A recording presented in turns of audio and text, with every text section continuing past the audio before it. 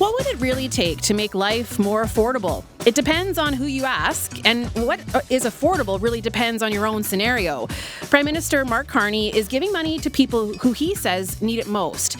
His government will boost the GST rebate, so people who work with low-income residents say this is a good first step, but more needs to be done.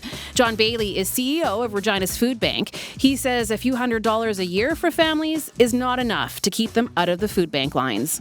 It really does feel like for those who are on the precipice but not necessarily facing consistent food insecurity, this is going to be a really important step. But overall, I'm not entirely sure it's going to have the long-term effects that some other measures might have. So today on the show, a closer look at the new affordability measures announced this week. The goal is to help reduce your grocery bill. But what would be the most effective way to bring costs down? We have two people bringing their perspectives today. Keith Willoughby is the Dean of the Edwards School of Business at the University of Saskatchewan. And Wade Thorhog is with Food Secure Canada. I'm Leisha Grabinski. Today on Blue Sky, we are opening the phone lines to you. Has the price of something shocked you? How are you managing the high cost of groceries? And do you think the Liberals' affordability plan is a step in the right direction? What measures do you think need to be taken? You can call 1-800-716-2221. You can also email bluesky@cbc.ca. Well, Keith Willoughby, the Dean of the Edwards School of Business, is with me here in our Saskatoon studio. Keith Willoughby, welcome back to Blue Sky. Good afternoon, Leisha. So good to have you. And then we've also got Wade Thorhog. He grew up on a farm outside of Willowbunch, and he's now co-executive director of Food Secure Canada. And he's joining us on the line today as well. Wade, welcome to Blue Sky. Thanks for having me. So it's only been a few days, really, since Mark Carney's speech about a new era of global instability. But his first order of business as the House started sitting this week was the cost of groceries and everyday essentials. So the federal government told people this week about its new Canada Groceries Essential benefit. And like I said, one of those measures is a boost to the GST rebate. That rebate has been around for decades, and it returns a portion of the federal sales tax to lower income Canadians. So before we get to your take on things, Wade and Keith, I just want to share some of Carney's announcement from Ottawa. Canada's new government is acting today to provide a boost to those Canadian families who most need one, while creating a bridge to longer-term food security and affordability. Everyone pays the same GST on items that they buy, no matter how much money they make. But since groceries and other essentials make up a larger share of the budget of lower-income Canadians, the GST puts a higher burden on those less well off. The GST credit has helped to make our tax system fairer by returning a portion of the federal sales tax to Canadians with lower incomes, providing relief for people who feel the extra cost at the checkout most acutely. The rise in food prices means that a lot of these Canadians need more support right now. So today we're announcing that our government is launching the new Canada's Groceries and Essentials benefit. This will deliver hundreds of dollars more into the bank accounts of more than 12 million Canadians. Starting this year, we're taking the existing GST credit amount and raising it by 25% for 5 years. And in addition, we're providing a one-time payment equivalent to 50% of the GST credit this year. So what does that mean? Well, right now, a family of four receives about $1,100 a year with the existing GST credit. With the new Canada Groceries and Essentials benefit, that same family will receive up to $1,890 this year and about $1,400 a year for each of the next 4 years. A single person receives about $540 a year with the existing credit. With the new benefit, that person will receive up to $950 this year and about $700 a year for the next 4 years. On average, these payments make up for the higher level of food prices since the pandemic.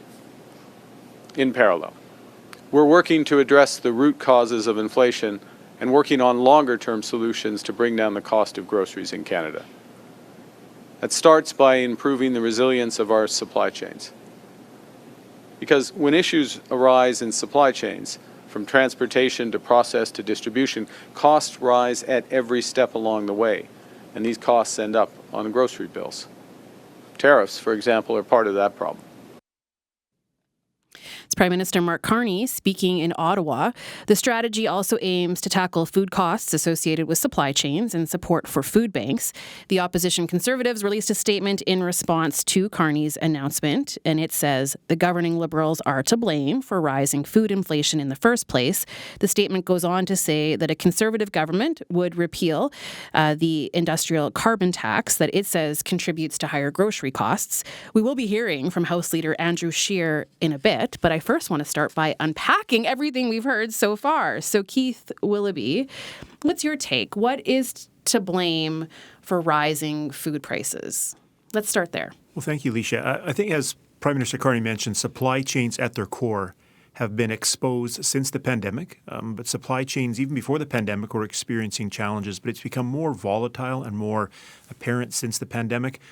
Food exists it's a global commodity. It's produced, it's shipped, it's processed, it's transported. So when you've got supply chains that are beginning to experience the turbulence, that are beginning to experience the volatility, that's why we're seeing it being exposed on the backs of food prices right now in Canada.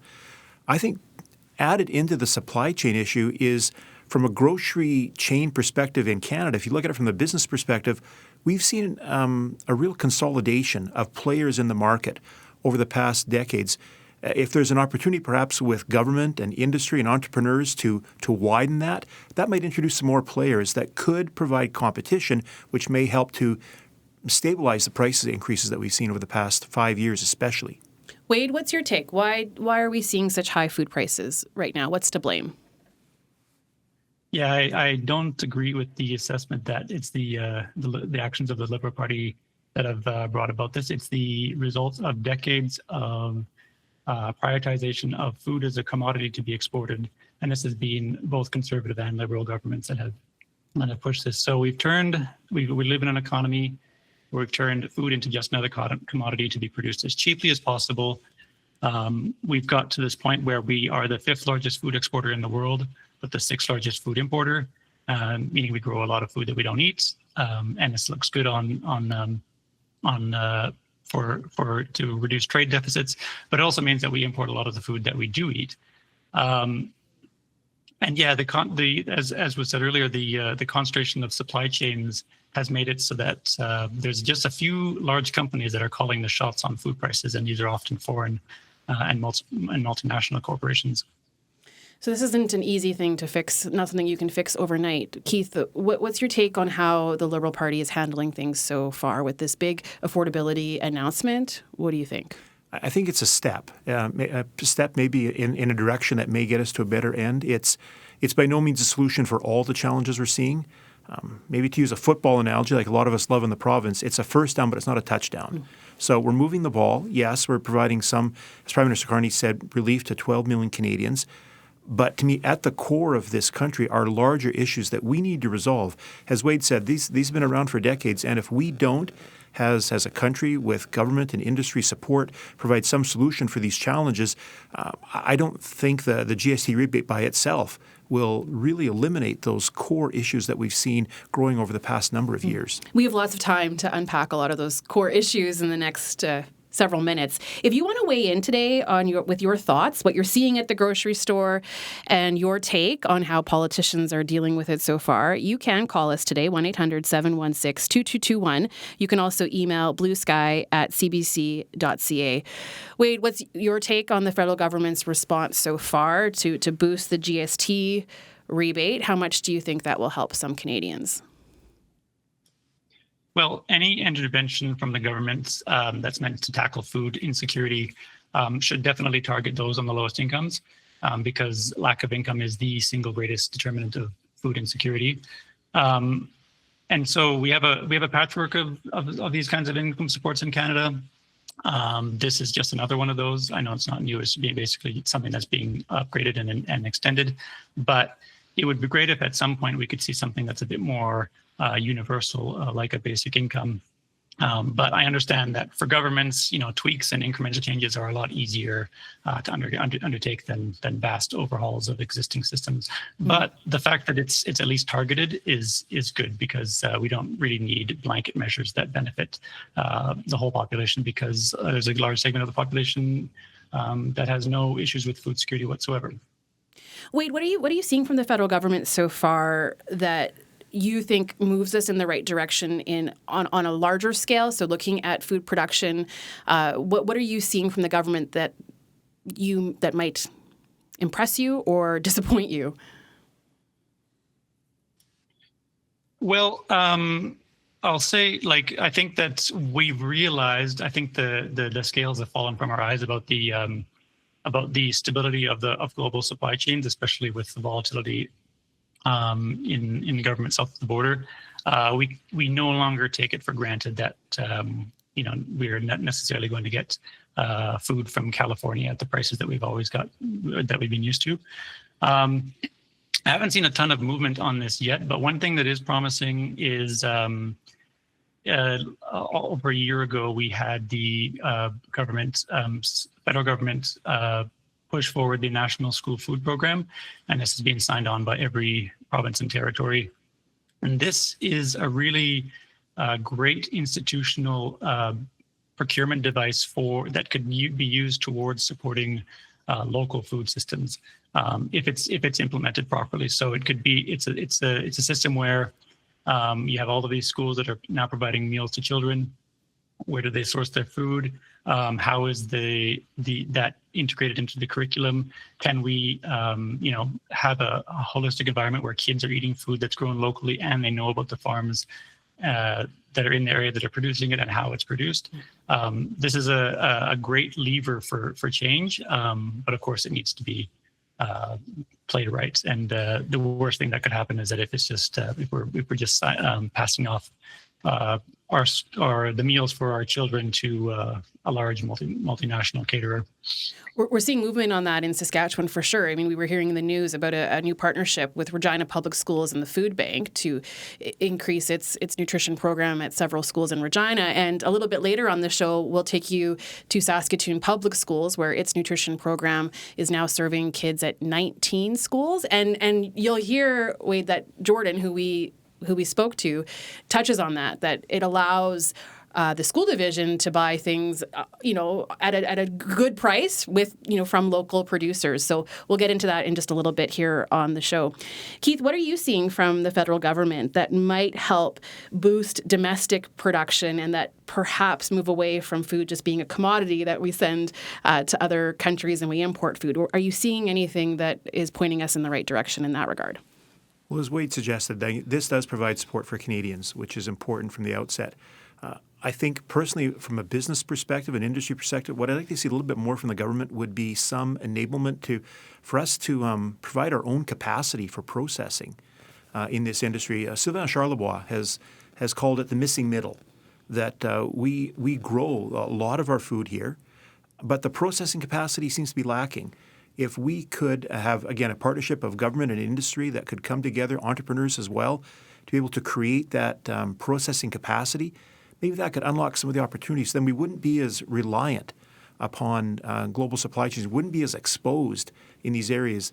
The more that we can do internally, again, through support from government and industry, would help us move us in the right direction. There are huge barriers to entry. It's not an inexpensive opportunity. But the more that we can do to go in that direction, I think would really provide the benefit that we need for our national economy in the food area. I think that's definitely been a theme here, 2025, 2026 in Saskatchewan of how to do that. We grow a lot of food here. Can we process more of it here? Mm-hmm. Wade, I'm wondering what your take is on that. Like when I was looking a little bit closer at some of the affordability measures, it looks like there's a rebate for anyone who purchases a greenhouse. Like, no, I'm not talking about individuals purchasing a greenhouse, but on a larger scale to be able to grow more food here in Canada that could be sold. Are you aware of that? I'm just curious how much more you think we could be growing here and actually selling back to Canadians. Like it's the middle of winter here in Saskatchewan. You grew up near Willowbunch. You know the challenges that we face trying to get fresh tomatoes in Saskatchewan in January. So what are your thoughts on that?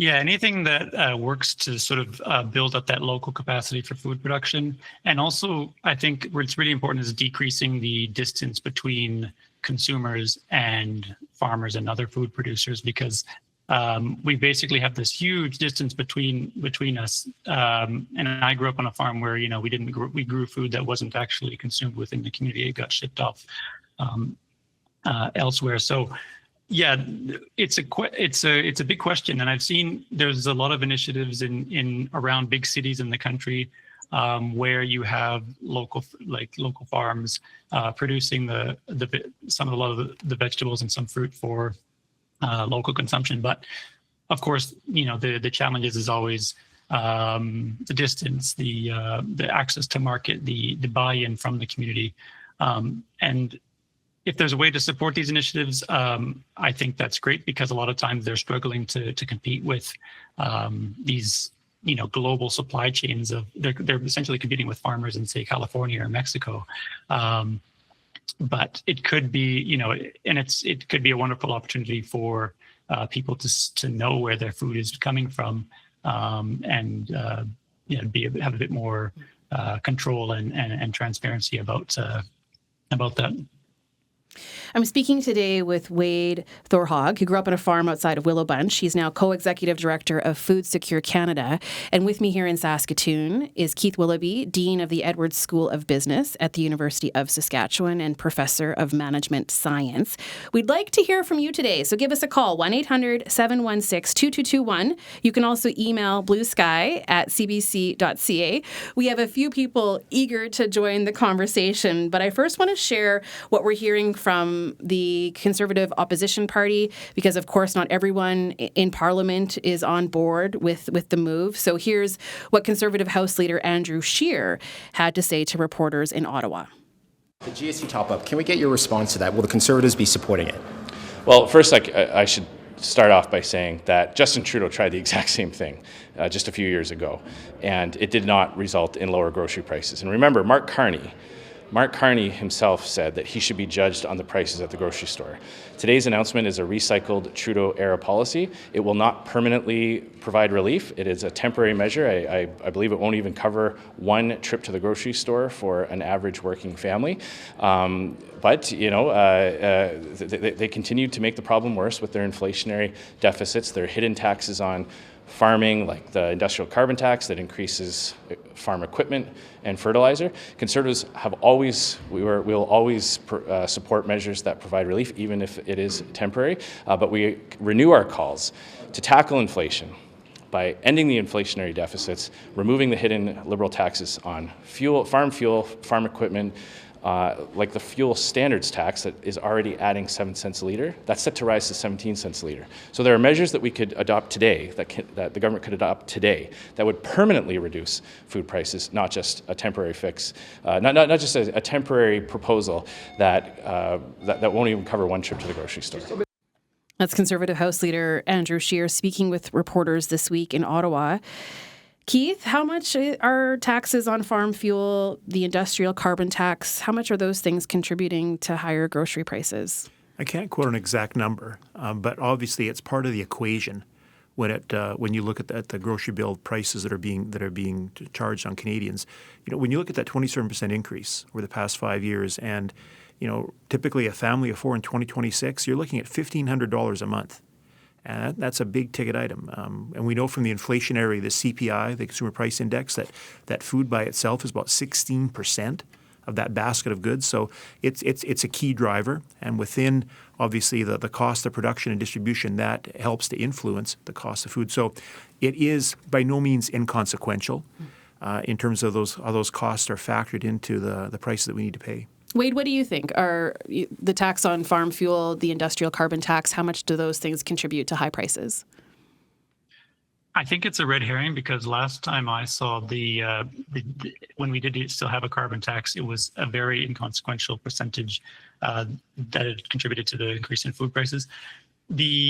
From what I see, the increase in food prices is a result of the concentration of our food system, particularly in the retail and distribution side of things. So, in the last few years, we've seen food prices shoot up, Does this mean that farmers are suddenly getting paid what they deserve for the food that they produce? I mean, you can go and ask one, but their answer will probably be no. The profits or the increase in the cost of food prices, basically that gets eaten up on by the retailers and the distributors in the middle. It's not the producers that are benefiting from this. So when we live in a country where 80% of food retail is dominated by just 5 companies, then there's not a lot of room for maneuver when it comes to options and competition. Keith, I want to ask you about what levers a government may have at its fingertips to try and introduce more competition. So just keep that in the back of your mind. I want to go to David Shield, who's got details on what's making news in Saskatchewan. I'll just remind people that you can join the conversation today. This is Blue Sky on CBC Radio 1. We're talking about the price of groceries and some of the affordability measures introduced by Prime Minister Mark Carney and his Liberal government. 1-800-716-2221. You can also email Blue Sky at cbc.ca. Our guest today in studio, we've got Keith Willoughby, who's with the Edwards School of Business at the University of Saskatchewan, and Wade Thorhog, who grew up on a farm outside of Willowbunch. He's now co-executive director of Food Secure Canada. So, Keith, I do think that a lot of people are happy to see this GST boost coming. It will hopefully help a number of people. But what might have made bigger headlines is if there was a new competitor on the market, right? If like a low-cost European grocery company would be opening in Saskatoon, I think people would be really talking about that. So I am curious, is there anything the federal government can do to increase that competition in the grocery scene? Well, they could do, and I think that's what Wade said. When you think of the big 5, Loblaw, Sobeys, Costco, Walmart, and Metro, who are controlling 80% of that market in the country, there are opportunities within the government's purview, the ability to provide some incentives to allow entrance into the market. There are barriers to entry, but could the government provide financial incentives to be able to permit this level of competition to enter into the marketplace so that could leverage opportunities and accelerate some competition as opposed to being barriers where the big 5 are controlling such a large play of the market? I think it's also maybe really important for the government to try to create some sort of uniform pricing that exists. That came out a few years ago when there were concerns about price discrepancies, where some regions of the country were observing or were experiencing much higher prices than others. Is there a way to be able to ensure that Canadians across the country aren't being exposed to some of the price discrepancies that might really hurt individuals in certain parts of the country? So I see from sort of that pricing strategy where governments could try to promote that, and also measures that governments could do to really ensure that there is better competition within the grocery marketplace. Wade, what do you think? Uniform pricing? I also want to ask you about shrinkflation, because I look at some of the cereal boxes and I'm like, this is much smaller than it used to be. So, Wade, what are your thoughts on that? Well, just in talking about the increase in competition and bringing competitors, I know that the government has been interested in potentially bringing in another foreign multinational to come into the markets. I know that a lot of them are not interested, and I think that's not going to lead to much success. Nor is it really going to affect food prices to have, say, like an Aldi or another big chain in the country. If any of you watched CBC Marketplace last week, you would have seen how the big 5 have effectively used their clout to prevent any competitors from opening stores in their markets, and they use things like lease restrictions and other anti-competitive tactics. And our government has not really is not stepped in to stop any of the mergers that have taken place over the last several decades in the food retail market.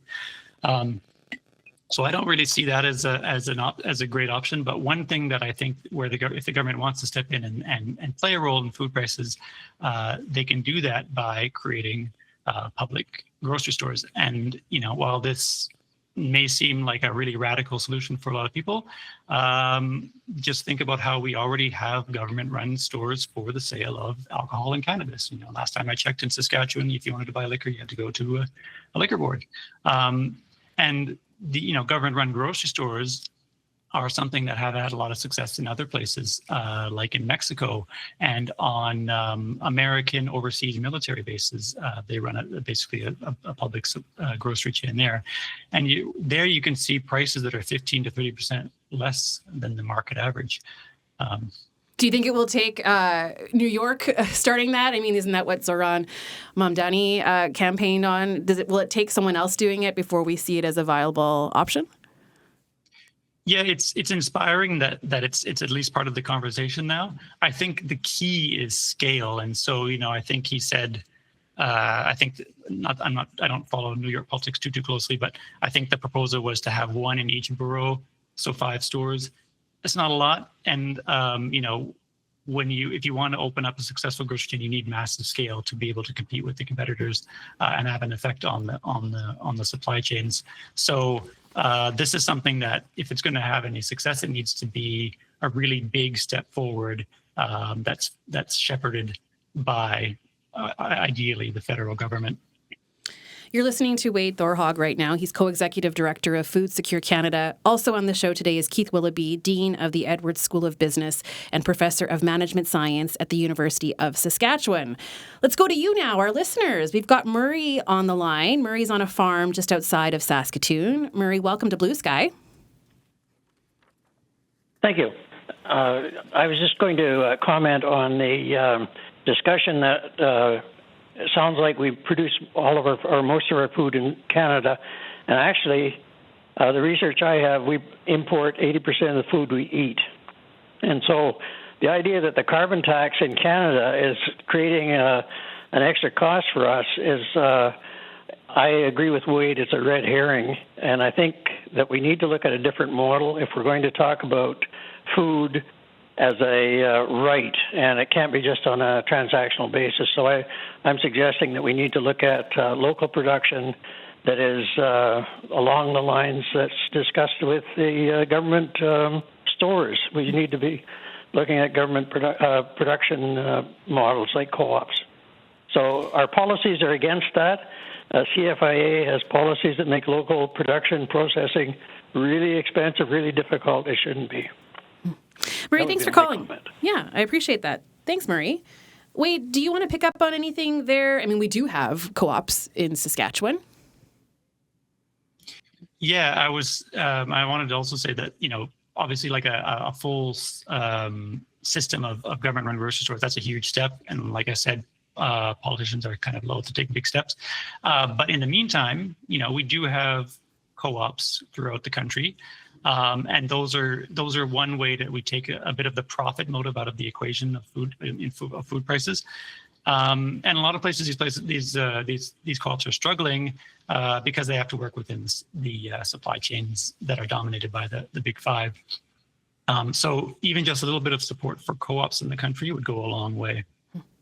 Keith, what's your take on that? I mean, we brought up a lot in the last couple of minutes here and the idea of government really getting involved. I'm just wondering what your thoughts are on that. Well, maybe to pivot the conversation a little bit, Leisha, and to think of it in terms of my background where I do research and teaching in supply chain and work in a business school, maybe the opportunity here is businesses themselves to be able to adopt a new lens. I liked Wade's comment of, what can we do in the meantime? What can we do in that short term? Well, we know it can be challenging to eradicate the situation overnight, but maybe has businesses, maybe the opportunity is for the industry themselves to look in the mirror. For years, we've had the profit motive, as Wade said, but corporations now are CSR, corporate social responsibility. Can that become a larger piece of how corporations themselves are evaluating the performance in a national and global society? If the CSR can become a way of demonstrating how corporations are doing the public good, if that becomes through shareholders, if it becomes through boards of directors, a key driver, maybe that can be a way to also accelerate movement from the industry side. Interesting. We got an email from Keith who writes, over 46% of all food produced in Canada is wasted annually, amounting to roughly 8 million tons of food lost across the supply chain. Of this, over 2.3 million tons of edible food is wasted by households alone, costing Canadians more than $20 billion annually. This waste, which includes 63% of food that could have been eaten, contributes to significant environmental, social, and financial issues. Wade, do you want to comment on that, the amount of food waste? I know there's a lot of creative things happening. There's apps that are trying to get you to buy produce that's on sale, about to go bad, to try to reduce waste. But what are your thoughts on that? Yeah, I don't want to put too much of the blame on consumers, because I think that nobody sets out to waste food, and the more expensive food is, the less likely you're going to waste it. On the retail side of things, I think there's some pretty nefarious tactics going on where sort of retailers will not even give away food. They will put it into dumpsters with padlocks on them, and also sometimes they'll spray chemicals on it that makes it unfit for consumption. If there's a way to force retailers to actually get this food into the mouths of somebody rather than just tossing it into a landfill, that would be one thing. On the producer side of things, I think that's where a lot of the food waste happens. Is that foods has to be plowed back into the soil. And a lot of times it's for lack of a market. I saw this summer or this fall outside of Montreal, there was a really bumper harvest of carrots. And farmers couldn't even get them to grocery stores because they were interested in buying them. Grocery stores were more content with their existing supply chains and selling carrots from China, even though Canadian produced carrots had never been cheaper. There was such a surplus. So how do we, force, maybe get retailers to be more conscientious of the fact that they are operating in a lot of times in agricultural areas, but they won't actually buy from local producers is a problem worth tackling, I think. Okay, that's Wade Thorhog. He is co-executive director of Food Secure Canada. Also on the show today, Keith Willoughby, Dean of the Edwards School of Business at the University of Saskatchewan. I'm Leisha Grabinski. This is Blue Sky on CBC Radio 1. Now, another federal strategy to ease the pressures families face with grocery bills is a national school nutrition program. Saskatoon Public Schools is the recipient of a grant from the Public Health Agency of Canada. $3 million is being spent over 4 years to help the division expand its nutrition program. So right now, much of the food is made out of a kitchen in Lakeview Church in Saskatoon's North End. We caught up with the manager of school food programs for Saskatoon Public Schools early this morning before everyone got busy prepping lunches for kids at a number of schools. My name is Jordan Suckmanoglu, and I am the manager of food and nutrition services for Saskatoon Public Schools. Even if we just look at it hypothetically, like your best guess, let's say it's $5 to send your children lunch, right? Or for us to produce it, let's just say, and that's 20 days in a month. That's $100 right there. And I think the other thing is it's hard to pack healthy lunches that aren't ultra processed, like just our lifestyle, what's available to us. These are things that go in lunches, and it's well-intentioned people who are just doing their best to feed their kids. And so to be able to offer something that's, whole ingredients, minimally processed, fortified with fiber, protein, vegetables, these kinds of things, it's a great deal. You're saving money and you're feeding your kids really well. There's a big team behind it. A typical day, we would start in the Lakeview Church production kitchen. We have about 3 team members there who produce around just over 1,100 meals a day. We use ingredients as much as we can from scratch, limiting ultra processed foods. And we follow a cycle menu. Part of that food gets siphoned off and served to the daycare that we operate there. We provide food service for them, and then the rest gets packaged, frozen, and shipped out to our schools. So then on the school end, there's a nutrition worker who receives that food, reheats it, and then also does some of their own production. So things like, rice, pasta, fruits, veg, those things are being prepared at the school. So it's kind of like a hybrid model. And then, we get the food out, we serve the kids. That's a very short amount of time that we get to serve, some cases about 15 minutes. We feed the kids, they eat in their classroom, they get a nice full meal, and then they're off with the rest of their day. We do 5 days of hot food. So we really try to push the envelope of what's considered school food. We see it as an opportunity to expose kids to different ingredients, flavors that maybe they haven't seen before. So we do have a lot of ethnic dishes on our menu right now. We've got a chicken biryani. We've got butter chicken. We've done a jollof rice before, which is a Nigerian dish. We have some indigenous ingredients and dishes as well. So bannock is a staple. Kids love bannock. We do like a elevated bannock grilled cheese with a tomato jam. And we have like wild rice casserole. So we're always kind of experimenting. And, we have some favorites too, like pasta. You can't not have spaghetti and meat sauce. I think we've had it on the menu since inception, and somehow the kids still love it and still eat it like it's a new item. As we build infrastructure within our programs, we're able to source a little bit more strategically. So we do go the classic channels of like GFS and Cisco, which are large scale distributors. But now that we have the Lakeview production kitchen, we have kind of a central location that can receive bulk ingredients. So we have started integrating local producers, and we were doing that before tariffs. Like we were trying to do that before it was cool. But we, for example, we partner with 3 farmers. And so we use their snacks in our snack menu, but also as salad toppers. We partner with a local plant-based protein called Eat Curious, which is grown and manufactured here in Canada. In Saskatchewan, actually, we're the first organization outside of the UK to implement that item. So we're always looking for opportunities to partner with local suppliers and distributors. And as we grow, our capacity to do so becomes larger.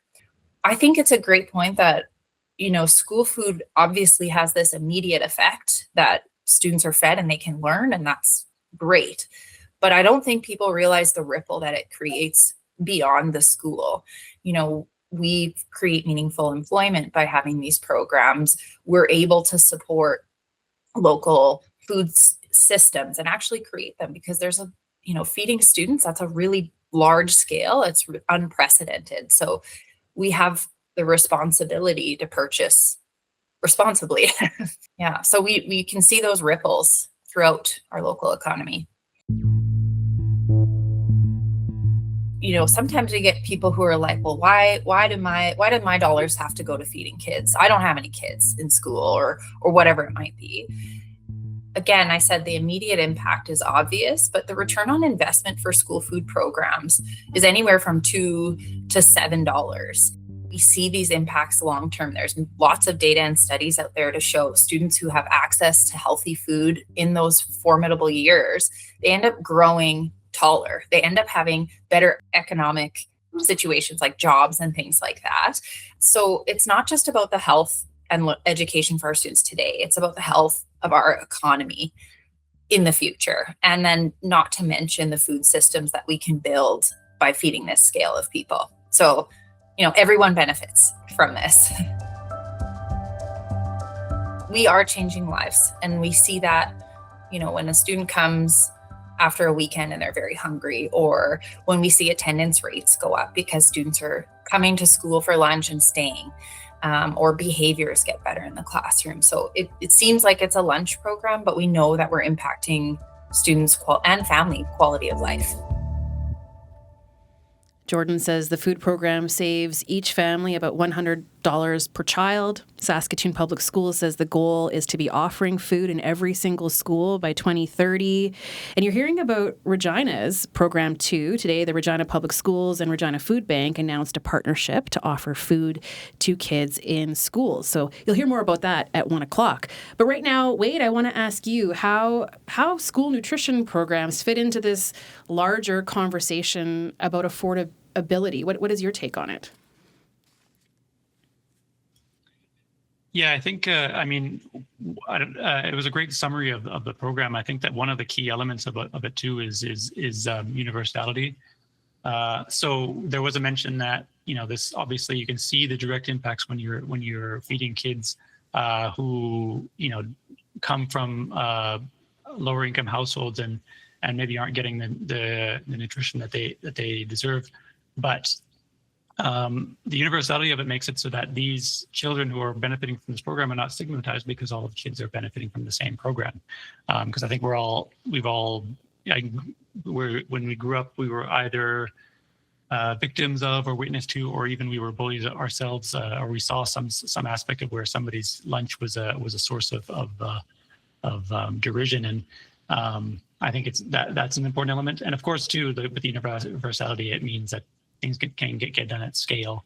And when you do have scale, then you can start to think about how you could, procure things more conscientiously without necessarily resorting to like a big supplier like Cisco, as I said, and start to look at local suppliers. So yeah, knock-on effects for all of society, particularly local food systems, and that's I think is key to getting out of the affordability crisis. Yeah, so interesting to hear about their partnership with 3 farmers. That's an example of a crop that's grown here, and then they process it and turn it into tasty chickpeas. Keith, as you were listening to that, what's your perspective on how a school program like that fits into the larger conversation about affordability? I mean, she talked about the ripple effect on the economy. What do you think? The way I see it in terms of, from a business school perspective is this is a better way of doing things. So, kudos to the organization Evolve for being able to identify a problem, pursue a solution innovatively, and create positive impact for hundreds of individuals.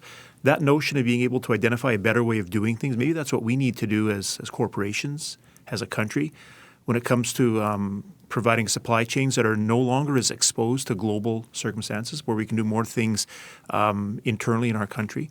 Maybe there's an opportunity of being able to provide that corporate social responsibility lens on how we make decisions in terms of corporations in the food industry, because we haven't discussed it yet, but I think the undercurrent with all of this, with the consumers, it's cynicism and it's frustration. They see the 27% increase over the past 5 years.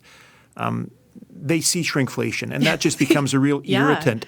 I know we chuckle about it and laugh about it, but we know that we are paying more now for less stuff. Yeah. So we're getting squeezed on both ends. And I think the ability in that food example in the schools to do things in a better way, I think that's a philosophy that could really help to reduce the cynicism of consumers and help us create a situation that we're going to make it better for all of us. You're listening to Keith Willoughby. He is Dean of the Edwards School of Business and Professor of Management Science at the University of Saskatchewan. Also on the show today, Wade Thorhog, Co-Executive Director of Food Secure Canada. I'm Leisha Grabinski. Let's go to some of our callers. We've got a few people on the line who want to share their thoughts. Let's start with Randy in Prince Albert. Randy, welcome to Blue Sky. Hi, how are you? I'm well, thanks. So what are your thoughts on what you've been hearing so far today?